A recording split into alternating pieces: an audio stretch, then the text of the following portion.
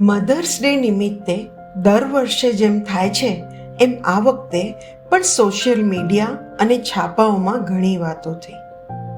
દિવ્ય ભાસ્કરમાં જયેન્દ્રસિંહ જાદવની કોલમ અક્ષરનો અજવાસ વાંચતા એક કિસ્સા પર મન અટકી ગયું. આ કિસ્સો હતો અમેરિકાના મહાન શોધક થોમસ આલ્વા એડિસનનો.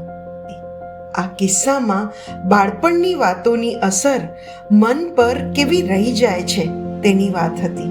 તેથી આજના એપિસોડમાં તે વાત. હેલો મિત્રો, હું છું સોનલ ને સ્વાગત છે આપ સૌનું મારી વાત પોડકાસ્ટમાં. થોમસ આલ્વા એડિસનનો આ કિસ્સો જગજાહેર છે એવું કહેવાય છે, પણ મને આ વાંચ્યા પહેલા તે વિશે નહોતી ખબર. કિસ્સો છે કે શાળાના શિક્ષકે નાનકડા એડિસનને એક પત્ર આપીને ઘરે મોકલ્યો અને કહ્યું કે આ પત્ર તારી માતા જ વાંચે. માતા નેન્સી એડિસને પત્ર ખોલ્યો અને આંખમાં આંસુ સાથે પુત્રને સંભળાવતા કહ્યું, તારો શિક્ષક લખે છે કે મારો પુત્ર એક પ્રતિભાશાળી છે અને આ શાળા તેના માટે ખૂબ નાની છે, તેથી મારે તેને જાતે જ ઘરે ભણાવવો પડશે. વર્ષો પછી જ્યારે એડિસન વિશ્વવિખ્યાત શોધક બની ગયા અને તેમની માતાનું અવસાન થઈ ચૂક્યું હતું, ત્યારે તેમને કબાટમાંથી શાળાનો એ મૂળ પત્ર મળ્યો. પત્રમાં વાસ્તવમાં લખ્યું હતું કે તમારો પુત્ર માનસિક રીતે નબળો છે અને તેને શાળામાંથી કાઢી મૂકવામાં આવે છે. સત્ય જાણીને એડિસને તેની ડાયરીમાં નોંધ્યું હતું કે હું માનસિક રીતે નબળું બાળક હતું, પણ મારી માતાએ મને સદીના મહાન પ્રતિભાશાળી વ્યક્તિમાં ફેરવી દીધો. આ કિસ્સાએ કેવું કહી દીધું કે બાળપણમાં કહેવાયેલા શબ્દોની આપણા પર કેટલી બધી અસર હોય છે મિત્રો. બાળપણમાં કોઈ આપણને શું કહે છે તે આપણી અંદર વર્ષો સુધી જીવતું રહે છે.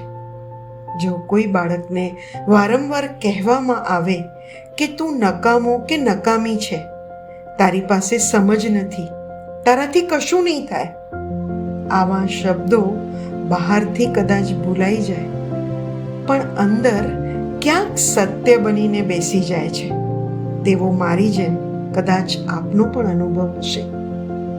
અને મોટા થઈએ ત્યારે જો સમજાય તો ખબર પડે છે કે આપણે જીવન સાથે નહીં પણ બાળપણમાં સાંભળેલા શબ્દો સામે લડી રહ્યા છીએ, અને આ સમજ ઘણીવાર બહુ મોડેથી આવે છે.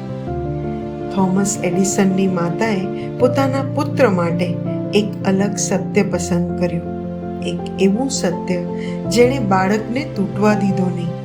કેટલાક બાળકોને જીવનમાં આવી એક વ્યક્તિ મળી જાય છે જે તેમના માટે દુનિયાના નિર્ણય કરતાં મોટી બની જાય છે, અને કેટલાક બાળકો કદાચ એ જ એક અવાજ માટે આખી જિંદગી રાહ જોતા હોય છે.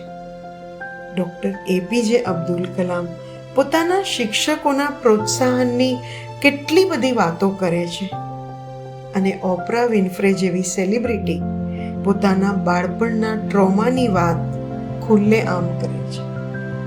મિત્રો, આજે ટ્રોમા વિશે ઘણી વાતો થાય છે, પણ જાત અનુભવથી મને એવું લાગ્યું છે કે ટ્રોમા કોઈ મોટી દુર્ઘટના નથી.